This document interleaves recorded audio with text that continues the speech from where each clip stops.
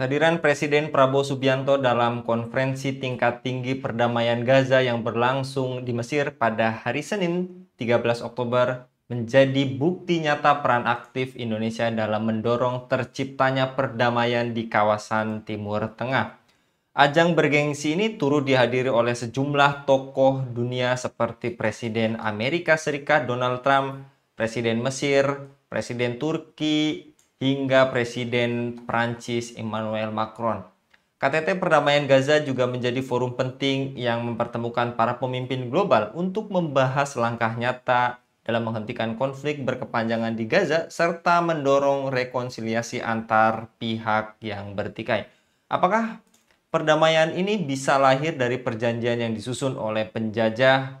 Mengapa Gaza harus diatur oleh badan transisi asing bukan rakyatnya sendiri? Apakah demilitarisasi Gaza berarti keamanan atau justru penyerahan total kepada penjajah? Untuk membahasnya kami terhubung dengan Bung Hasbi Azwar dari Geopolitical Institute. Kita sapa terlebih dahulu. Assalamualaikum warahmatullahi wabarakatuh, Bung Hasbi. Waalaikumsalam warahmatullahi wabarakatuh, Bung Anggi. Dan kita ketahui bersama perihal Peace 2025 Summit di Mesir itu, menurut Anda apa konsekuensi dari adanya pertemuan ini? Apakah Peace 2025 ini benar-benar menghentikan penderitaan rakyat atau justru meredam tuntutan kedaulatan Palestina dengan menggantikan kontrol lokal melalui komite teknokrat yang dikendalikan oleh aktor luar negeri, Bung? Baik, Bung Anggi, kalau kita lihat memang ya ini kan masih masih dalam kerangka merealisasikan usulan Trump ya, Bung Anggi ya.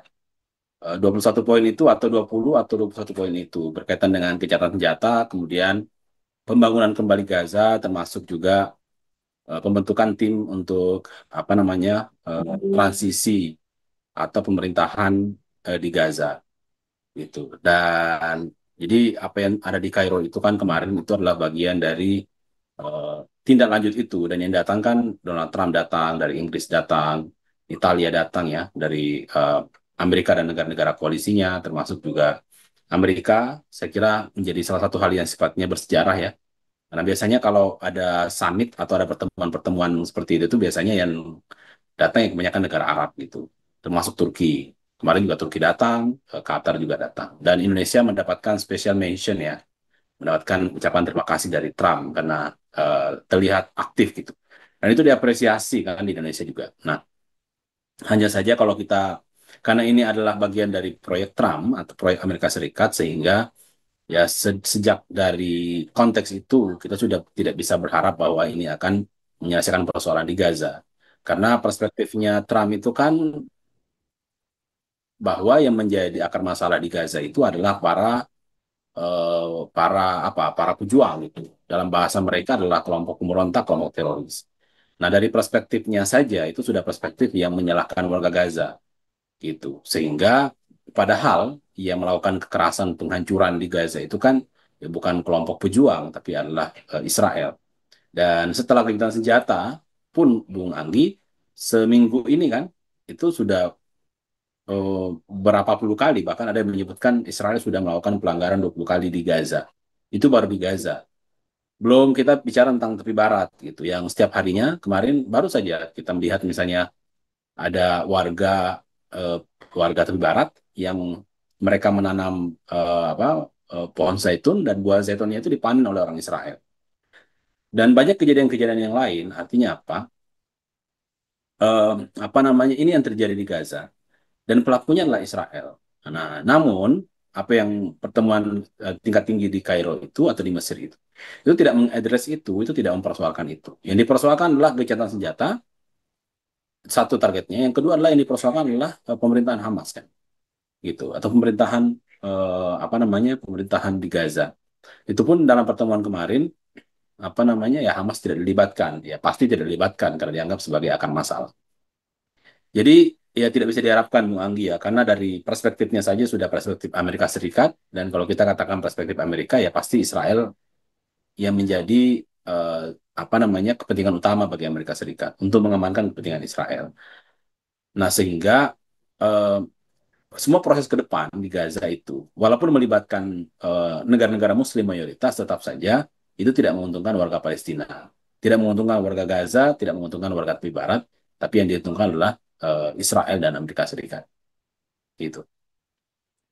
Dan menurut Anda sejauh mana keterlibatan pemimpin global seperti Trump dan negara-negara barat dalam Peace Summit 2025 ini, apakah sekedar legitimasi politik bagi tindakan militer dan pengaruh asing di wilayah Palestina, Bung? Ya, betul, Bung Anggi. Ya, ini kan betul-betul pendekatan unilateral ya, pendekatan sebuah negara, em, khususnya Amerika Serikat begitu, yang mengajak beberapa negara lain untuk ikut terlibat. Tentunya eh, dengan prioritas kepentingan Amerika Serikat. Jadi dari awal saja ini sudah pendekatan unilateral. Yang idealnya kalau memang Amerika Serikat punya niat baik untuk Gaza, harusnya kan yang dilibatkan di sini adalah PBB itu. PBB kan 193 negara. Berarti kan harusnya ada komite kalau memang punya niat baik ya.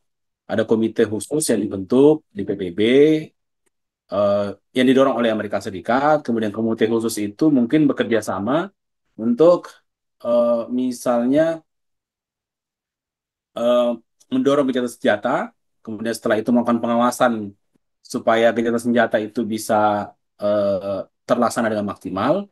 Kemudian melakukan pelaporan-pelaporan ketika terjadi pelanggaran-pelanggaran terhadap senjata senjata. Jadi ada proses yang sifatnya berkesinambungan dari perencanaan, kemudian kontrol, kemudian penegakan hukum yang tegas bagi para pelanggar, dan untuk memastikan semua proses-proses bantuan kemanusiaan, termasuk juga pembangunan infrastruktur dan macam-macam ke depan itu berjalan. Tapi itu tidak ada pembahasan itu, Bung Anggi. Kenapa? Karena ini bukan perspektif yang diinginkan oleh Amerika Serikat kan. Yang diinginkan oleh Amerika itu kan gencatan senjata, kemudian Hamas hilang, itu saja. Gitu. Dan setelah Hamas hilang, barulah kemudian bantuan keamanan, bantuan kemanusiaan, bukan bantuan keamanan ya, bantuan kemanusiaan, rekonstruksi gas terjadi. Nah, itu saja sudah perspektif yang sangat sempit karena pendekatannya unilateral, pendekatan satu arah Amerika Serikat gitu. Nah, yang diharapkan sebenarnya adalah pendekatan multilateral. Itu untuk kepentingan sekarang ya. Multilateral itu artinya apa? Ya PBB dilibatkan, ya ini kita bicara dalam perspektif yang ya, ideal ya gitu ya. PBB dilibatkan, banyak negara yang terlibat, utamanya negara-negara yang dari pihak ketiga, yang kita anggaplah mereka bukan negara yang mereka bukan negara yang pro Israel, bukan juga negara yang pro terhadap misalnya Palestina, misalnya gitu, kita anggap gitu ya. Pihak ketiga yang betul-betul di situ melibatkan negara-negara, melibatkan para jurnalis misalnya, melibatkan tentara-tentara perdamaian, melibatkan pihak-pihak ketiga yang netral misalnya, dan di sisi yang lain ada penegakan hukum yang tegas. Nah, itu kan harapannya seperti itu. Dan di mana-mana Bung Anggi ketika ada proses konflik atau perang kemudian terjadi kejahatan senjata itu biasanya ada pendekatan yang komprehensif gitu. Kalau dalam diplomasi itu istilahnya multi track diplomasi. Pendekatan untuk membangun perdamaian, peace building yang melibatkan semua pihak, negara, aktor negara, media, agamawan dan semuanya. Termasuk juga militer untuk mengamankan. Tapi itu kan tidak ada dan konsepnya juga tidak ada.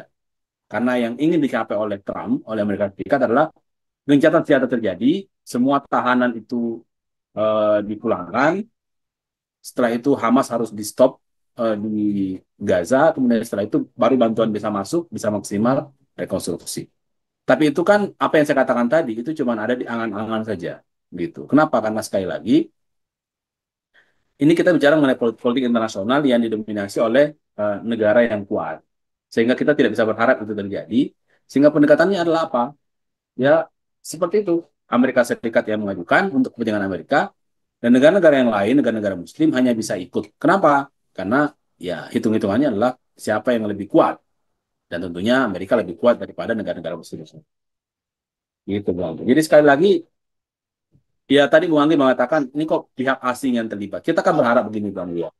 Kalau memang betul-betul mau ideal, kalau memang betul-betul Amerika itu peduli terhadap dunia Islam, kan ada OKI, organisasi internasional terbesar kedua setelah PBB. Kan OKI saja, kan itu ada negara-negara Arab yang kaya, ada negara-negara Muslim di Timur Tengah yang juga punya kekuatan militer yang tangguh, gitu. Ya sudah, misalnya PBB memberikan mandat kepada OKI untuk eh, membuat sebuah desain untuk menciptakan keamanan terhadap Gaza dan menjaga supaya gencatan senjata ini bisa berlangsung secara penuh dan berkesinambungan. Harusnya kan begitu. Jadi ada pendekatan yang sifatnya struktural, yang komprehensif. Gitu. Tapi itu kan tidak ada. Dan kita tidak bisa berharap itu terjadi. Luan. Itu hanya bisa terjadi ketika negara-negara OKI itu bersikeras mendesak Amerika untuk jangan campur tangan terhadap kawasan kami. Gitu. Kami saja, kami lebih tahu bagaimana menangani masalah Palestina dibanding Anda. Tapi itu kan tidak ada kata-kata itu. Jadi semua usulan-usulan Trump itu diamini saja oleh negara-negara Muslim di Timur Tengah. Kenapa bisa begitu? Ini hitung-hitungan siapa yang lebih kuat antara negara-negara Timur Tengah dengan Amerika Serikat. Dan tentunya Amerika tetap masih superior di Timur Tengah. Dan yang tadi telah Anda katakan juga kita ketahui bersama Indonesia dimention dalam pertemuan ini. Apakah lantas peran Indonesia dalam Summit Peace 2025 ini membuat suara korban di Palestina dengar atau hanya simbol diplomasi menurut Anda? Dan apakah Presiden punya mekanisme konkret yang ditawarkan untuk rekonstruksi, pemulangan pengungsi, serta perlindungan hak di Gaza? Walaupun juga terdengar statement dari presiden kita siap mengerahkan tentara. Ya, itu perkataan-perkataan idealis saja, Bung Anggi. Ya. Sama seperti yang saya katakan tadi, harusnya PBB yang terlibat, bikin desain dari awal planning, mengontrol, evaluasi, penegakan hukum. Itu kan bahasa-bahasa ideal. Sama dengan seperti yang saya katakan, Indonesia juga, pemerintah juga mengatakan sama, siap mengirim pasukan perdamaian. Ya nggak mungkin lah. Jurnalis aja nggak boleh masuk, ya kan? Eh, apa aktivis kemanusiaan saja nggak boleh masuk. Padahal mereka itu tujuannya cuma apa? Cuma ngirim bantuan makanan. Tapi kan kenapa Israel tidak mau menerima sebanyak-banyaknya orang masuk ke Gaza? Karena semakin banyak orang masuk ke Gaza, orang luar, itu akan semakin terbukti pelanggaran-pelanggaran dan kekejian-kejian dan kekejaman Israel yang selama ini itu ditutupi atau selalu dipoles gitu. Nah, jadi pasukan perdamaian saya nggak mungkin masuk, Bu Anggi, ya, nggak mungkin masuk itu. Apalagi yang masuk itu adalah apa? Karena kita sudah melihat sebelumnya jurnalis saja nggak boleh dibatasi, masuk juga aktivis-aktivis kemanusiaan. Jadi itu cuma bahasa normatif aja. Tapi itu saya kira bagus, walaupun itu tidak akan mungkin terwujud ya. Sama dengan saya katakan tadi, negara-negara OKI yang fokus untuk mendesain Gaza itu juga hal yang ideal, tapi tidak mungkin terjadi, gitu ya. Dengan kondisi negara-negara Arab yang negara-negara Muslim yang ada saat ini yang kebanyakan bergantung pada Amerika Serikat. Nah, tapi kenapa Prabowo dimention ini menarik kan? Menurut saya gini, ini kan masih kelanjutan dari proses apa ya, proses Abraham Accord. Ini Trump sudah mulai ngangkat-angkat isu itu lagi kan. Di pidato Kairo juga sama di Mesir. Dia bilang ya, walaupun kondisinya perang 2 tahun, tetap negara-negara itu yang akan melakukan normalisasi dengan Israel tetap dengan posisi itu tidak berubah. Bahwa sudah siap melakukan normalisasi, ya kan? Nah, Indonesia termasuk yang di special dimension. Kenapa? Karena Indonesia kan sudah menunjukkan itikat baik kan di pertemuan PBB pidato Indonesia Palestina punya hak untuk hidup, Israel juga punya hak. Itu kan nah makanya yang mention Prabowo bukan hanya Indonesia, bukan hanya Amerika, tapi juga Netanyahu kan. Nah, itu dimention kenapa? Karena itu kan menjadi sinyal-sinyal positif buat Amerika dan Israel bahwa ini Indonesia ini berpotensi menjadi teman yang sifatnya formal di kemudian hari. Kenapa saya katakan formal? Karena kalau secara informal, Indonesia sudah punya banyak hubungan dengan Israel. Cuma kan masih sembunyi-sembunyi, sembunyi-sembunyi yang kita semua sudah tahu sebenarnya. Tapi kan belum diformalkan, belum dibentuk apa hubungan diplomatik resmi gitu. Nah, dengan adanya pernyataan-pernyataan Prabowo yang akomodatif terhadap Israel, nah menurut saya layak untuk dimention oleh siapa? Oleh Amerika Serikat maupun Israel. Jadi saya kira itu konteksnya, Bung Anggi ya. Bukan karena Indonesia punya kontribusi, bukan. Tapi karena Amerika itu pengen menyenangkan pemerintah kita, kemudian kita akhirnya lebih gampang untuk dibujuk supaya kita lebih jauh lagi kerjasama dengan Israel atau bahkan lebih jauh lagi melakukan normalisasi dengan Israel. Saya kira konteksnya di situ. Bukan karena kita punya kontribusi, bukan karena kita aktif, kita datang ke Mesir, dan sebagainya. Bahkan, Bung Anggi, pada saat minggu lalu itu, pada saat terjadinya KTT di Mesir itu kan media-media Israel sudah memberitakan besok Prabowo akan ke Israel, gitu. Apa Israel Times lah, apa Jerusalem post dan macam-macam kan, itu memberitakan, walaupun itu dianggap hoax. Tapi bisa jadi mungkin ada ungkapan begitu yang dibaca oleh media bahwa yes tomorrow. Masalahnya orang Indonesia itu kan kalau bilang tomorrow itu kan someday kan, ya nggak? One day. Orang Indonesia itu kan kalau bilang nanti, besok, besok ya, besok itu kan berarti janji. Tapi walaupun mungkin orang Israel memahami, oh besok itu maksudnya besok tomorrow. Karena besoknya orang Indonesia dengan besoknya orang asing itu beda ya. Kalau orang Indonesia bilang tomorrow itu artinya kapan-kapan ya. Besok ya, besok atau nanti ya. Nah, kalau orang asing mungkin nganggap tomorrow itu maksudnya ya tomorrow after today gitu loh. Tapi itu kan bermakna ketika ada kata-kata itu bisa jadi Indonesia sudah menjanjikan bahwa satu waktu nanti akan berkunjung ke Israel. Dan kemungkinan itu akan terjadi, Bung Anggi, semakin kuat terjadi ketika gencatan senjata itu berlanjut dan kondisi Gaza akan menjadi semakin stabil. Dan kemungkinan proses apa reapproachment atau uh, apa upaya untuk mendekatkan Israel dengan negara-negara Muslim termasuk Indonesia itu pasti akan kuat kembali ke depan. Dan saya kira kita melihat sinyal-sinyal itu akan mungkin terjadi, akan mungkin terwujud uh, melalui sikap sikap Indonesia dalam waktu-waktu terakhir ini. Ya. Dan dalam 20 atau 21 poin Donald Trump ini, apakah menurut Anda rencana demilitarisasi dan pengawasan internasional di bawah Peace 2025 Summit ini bisa menjamin keamanan jangka panjang warga Gaza atau justru melemahkan kapasitas perlindungan serta hak perlawanan rakyatnya? Demilitarisasi, Bung Anggi ya, ini sebenarnya ada banyak negara yang sukses demilitarisasi, Bung Anggi ya. Salah satunya adalah Jepang pasca Perang Dunia Kedua. Itu kan apa namanya em, itu juga demilitarisasi, Bung Anggi. Di demilitarisasi melalui bahkan melalui konstitusi ya. Dan itu di bawah supervisi Amerika Serikat. Nah, cuman Jepang itu demilitarisasi akan tapi di bawah protektoratnya Amerika Serikat secara militer, di bawah apa perlindungan Amerika secara militer. Ada juga beberapa negara lain seperti Costa Rica misalnya. Di negara-negara Eropa juga banyak tuh negara-negara yang demilitarisasi, tapi mereka punya jaminan perlindungan dari negara-negara besar. Nah, kalau Gaza demilitarisasi, pertanyaannya siapa yang akan menjamin keamanannya Gaza atau Palestina? Gitu loh. Nah, tepi barat itu kan sudah demilitarisasi, Bung Anggi, sejak tahun 94, ya kan, di perjanjian Oslo, gitu. Dan karena mereka demilitarisasi, siapa yang melindungi ketika terjadi pelanggaran-pelanggaran terhadap hak-hak tepi barat kan nggak ada, gitu. Bahkan selama ini yang melakukan perlawanan bersenjata terhadap kekejaman Israel itu bukan tepi barat malah, tapi Gaza oleh para pejuang di Gaza. Tufanul Aqsa itu kan apa coba? Topan Al-Aqsa itu kan eh, kenapa kelompok pejuang di Gaza itu melakukan itu serangan kepada Israel bukan karena Gaza diserang, tapi karena tepi barat diserang, Yerusalem dihantam. Itu yang membuat para pejuang Gaza itu melawan. Karena tepi barat nggak bisa diandalkan untuk melawan Bung Anggi, karena rezim di tepi barat itu rezim yang mesra, berhubungan baik dengan Israel, berhubungan baik dengan Amerika Serikat, dan secara militer sudah dilemahkan melalui perjanjian Oslo itu kan, gitu. Nah, itu demilitarisasi, Bung Anggi. Dan gara-gara demilitarisasi itu pada akhirnya yang membuat Israel merasa aman, nyaman untuk terus melakukan ekspansi pemukim. Gitu.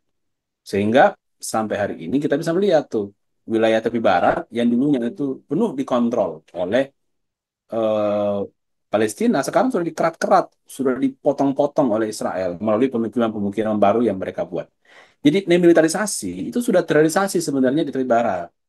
Itu yang membuat Israel menjadi di atas angin dan selalu melakukan berbagai macam pelanggaran-pelanggaran terhadap hak-hak warga tepi barat. Jadi kalau Gaza termasuk eh, Gaza juga dimilitarisasi secara secara penuh, ya itu sama saja dengan memberikan leher warga Palestina untuk digorok, untuk disembelih oleh Israel tanpa ada perlawanan sama sekali. Dan saya yakin, Bung Anggi, tidak ada negara-negara Arab tetangga-tetangga Palestina yang akan menolong gitu. Sama dengan apa yang terjadi di tepi barat dari tahun 90-an sampai sekarang. Siapa yang menolong? Tidak ada. Mereka baru ditolong kalau mereka sudah disembeli. Tolongnya apa? Ngirim bantuan kemanusiaan. Gitu. Jadi tidak ada harapan. Kalau mau demilitarisasi, boleh. Tapi dengan catatan, ada ada koalisi negara yang akan melindungi si baik Gaza maupun Palestina. Nah, ini apa ya? Ini usulan yang paling lemah lah, selama-lamanya iman gitu, Bung Anggi ya. Berani nggak ada negara, berani nggak Amerika? Nggak mungkin Amerika, karena yang selama ini mensuplai warga Israel itu adalah Amerika. Suplai penduduk, ya kan? Mensuplai militer ya Amerika. Terus siapa kira-kira selain Amerika yang mau jadi protektornya Gaza atau Palestina? Mesir ya nggak mungkin. Turki ya nggak mungkin. Siapa? Ya nggak ada. Gitu. Jadi ya, ya itu faktanya Bu Anggi ya. Jadi apa yang kita harapkan ya, ya inilah ke depan ya. Saya kira yang kita harapkan adalah kita tidak bisa berharap terhadap kita tidak berharap bisa berharap pada pemimpin-pemimpin yang ada sekarang. Sehingga yang kita harapkan adalah ya reformasi atau revolusi politik lah yang dilakukan oleh publik atau masyarakat di dunia Islam yang kemudian mengangkat para pemimpin-pemimpin yang betul-betul peduli dan siap untuk melindungi Gaza secara politik, militer dan sebagainya. Itu yang kita butuhkan sekarang. Baik, jazakallah Bung Hasbi untuk pemaparannya. Mudah-mudahan ini lagi-lagi memberikan pemahaman dan penyadaran bagi kita memang tidak bisa bergantung kepada pemimpin-pemimpin yang juga dalam hal ini mendukung langkah para penjajah. Jazakallah sekali lagi Bung Hasbi untuk paparannya pada kabar petang kali ini. Demikian pemirsa Elava News, dukung dengan subscribe, share, dan like. Semoga menjadi kebaikan bagi kita semua di dunia dan di akhirat. Saya Anggi Suara diundur diri. Assalamualaikum warahmatullahi wabarakatuh.